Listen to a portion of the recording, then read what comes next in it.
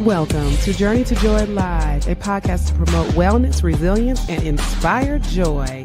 Be empowered to balance your mental, physical, financial, aspirational, and social health while providing mental health awareness and breaking down the stigma of mental illness in the Black community.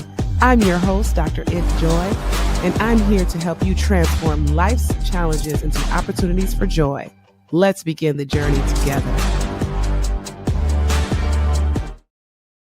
Hey everyone, it's Thursday again, and I am talking about spontaneity, a joy or a stress. Episode 121? 121 episodes? I don't know where the time is going. But anyhow, what does spontaneity mean to you? Is it a stressor for you, or does it make you feel good being spontaneous? Or does it really depend?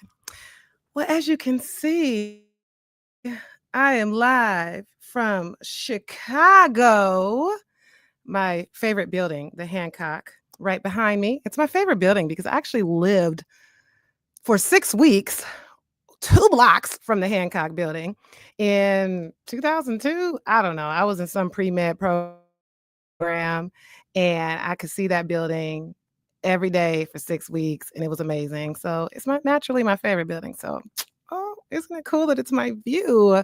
So anyhow, I'm in Chicago for the American Academy of Child and Adolescent Psychiatrists.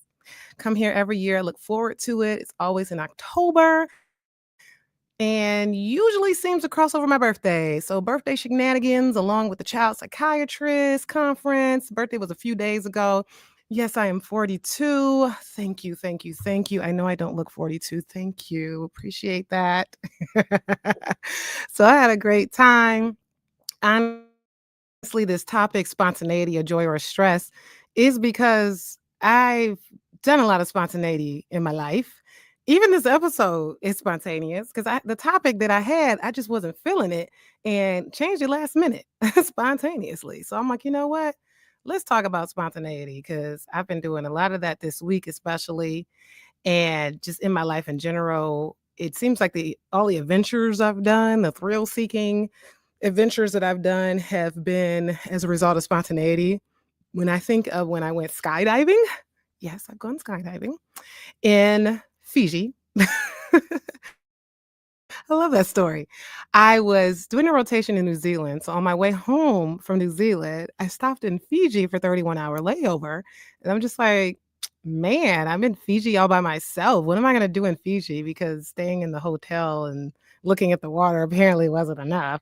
And so I saw this skydiving van go in front of the hotel. And I'm like, oh, I guess I should go skydiving.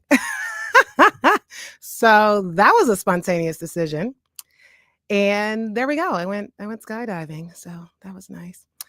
Same with this trip. Sometimes uncertainty can be great, like not knowing what's next. It's exciting, it's a thrill, makes you have joy. But then sometimes uncertainty can give you anxiety and stress, and you need to plan ahead.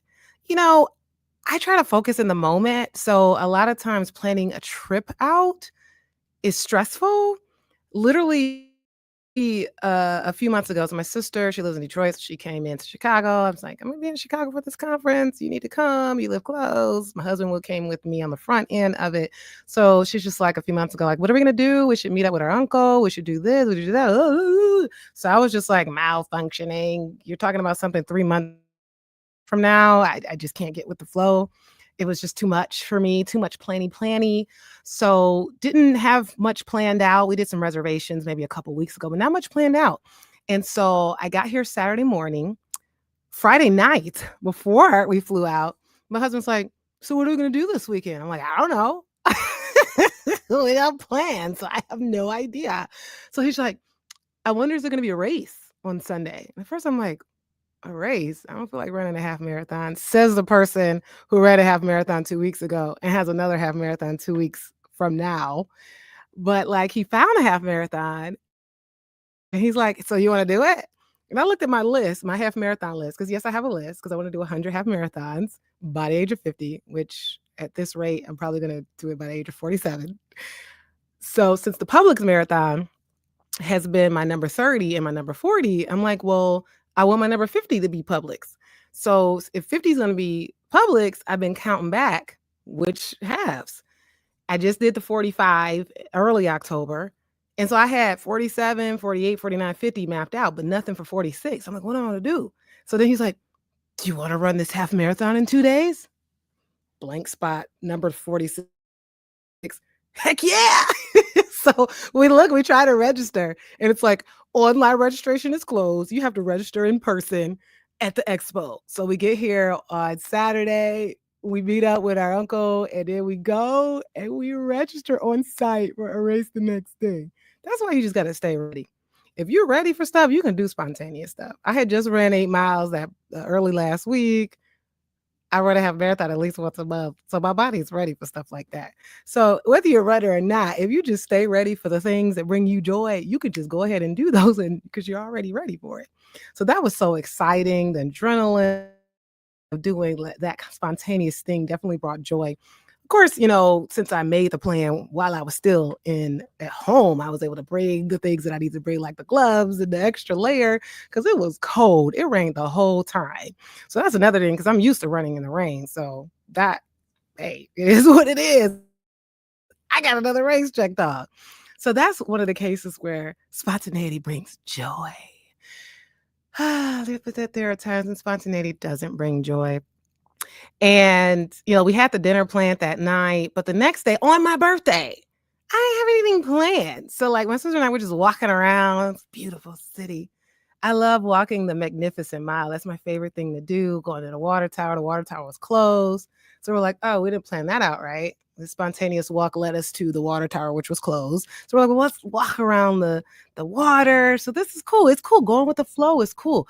Not having anything planned. It's going good. Hunger kicks in. It's like, oh, wait, we need to eat lunch. Where are we going to eat? And when you got too many people involved, we're like, what we going to eat? Then that's when going with the flow and spontaneity kind of goes, because we could not figure out what we wanted to eat. I'm like, if only I had planned ahead of what we gonna eat for my birthday lunch, we wouldn't be in this place. So that was a case where it became a stressor not having a plan. So there is a nice little balance that we need to create when it comes to being spontaneous and having plans. Sometimes spontaneity frees us up. And that's how I feel when you don't have every single thing planned out for a trip or for a week. And other times spontaneity can frustrate us, like I mentioned. I mean, the difference is how aligned it is with what you really actually want to do. If I really actually want to not plan nothing, cool. If I know I need to eat, maybe I should have a plan for what we're going to eat, especially if it's on my birthday. Our brains crave predictability. We do need that. We need to have something planned at some point, right? Because of safety. It's for our safety, but also we crave novelty, things that are new, things that aren't planned, things that are spontaneous, so we can have joy. So predictability creates safety, but spontaneity and novelty creates joy. Too much routine can be dull. It can dull our spark, while too much spontaneity can heighten stress. And some people lean towards needing to plan and needing that certainty, while other people lean towards uncertainty and like feeling too stressed out by too much plan. Because I know the way I feel when it comes to planning a trip, I don't like to have every single thing in place because I'm like, well, what if something else pops up that I want to do? And then now I have this other thing planned. We done booked the tickets and now it's too late to switch. And now I'm stressed out because this other thing popped up. I mean, honestly, we were planning on going to the Bears game. That's another reason why we didn't have anything planned, but the tickets were too expensive. So we were just like, yeah, we're not buying tickets. So good thing we didn't buy tickets because then I wouldn't have been able to spontaneously do the race. So it's kind of like when to be spontaneous and when not. But when it comes to joy and mental wellness, because that's what all this is about, balance is everything. When is the time to be spontaneous? When is the time to plan and have everything planned out? Too much routine can make life feel predictable, stable, or stale, rather. I mean, routine is a nice stability, but sometimes too much routine and too much predictability can be like a stale feeling and just feel like kind of uninspired if you just every day the same thing, every day on repeat. But of course, too much spontaneity can leave you anxious if it's too much, right? And you don't know what's going on. You got to plan at the last minute. You anxious. You can feel ungrounded, constantly reacting to chaos. Way I feel about planning ahead is that I'm thinking ahead as opposed to being in the present. I like to focus on the present. So you see how there's a back and forth with that as far as the balance of things and as far as when to do what. So it's a matter of when do we do it. So in mental health terms, both extremes can increase stress, and both extremes can increase the stress hormones like cortisol and deplete dopamine. That's the neurotransmitter linked to motivation and pleasure. So too much spontaneity can do that, and or too much planny can do that as well. So our brains crave both. We crave the safety of structure, and we crave the thrill of novelty. Like, oh, I'm gonna do this last minute. Out. That just felt good. I was telling everybody. They're like, if people that I hadn't seen in a while at the conference, they're like, "Are you still running?" I'm like, "Look what I did! I signed up for a race last minute. I was just so excited." So it felt good, right? So it feels good to be spontaneous and do things that you haven't planned out. And so, routine creates that psychological safety, as I mentioned before. It lowers that uncertainty, especially if you're a person that gets anxious by uncertainty. And it keeps your brain from staying in fight or flight mode. Because if you're always like, nothing's planned, what am I supposed to do? What am I going to do this? What am I going to do today? What am I going to do tomorrow? Then you're like in this kind of like fight or flight mode, this unpredictable mode. So having predictable habits like waking up at the same time, a morning ritual, exercise, journaling, that sends your nervous system a message of, I'm safe.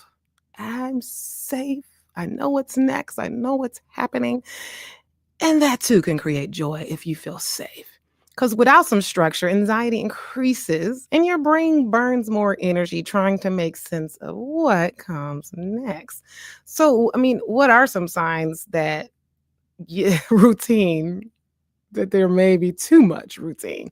You might feel uninspired or detached from your daily life. If this is just like the same routine day after day, going through the motions without excitement or creativity, you're resisting change, you don't want change, even though change could actually bring joy. So that's where that balance is. Routine is safe, but too much of it can make you feel uninspired, not motivated, and then you still end up losing your joy.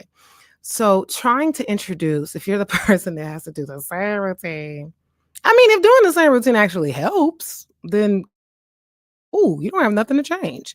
But if you are noticing that doing the same thing and not enough spontaneity and flexibility in your schedule is creating a lack of joy, then introduce one micro change a week.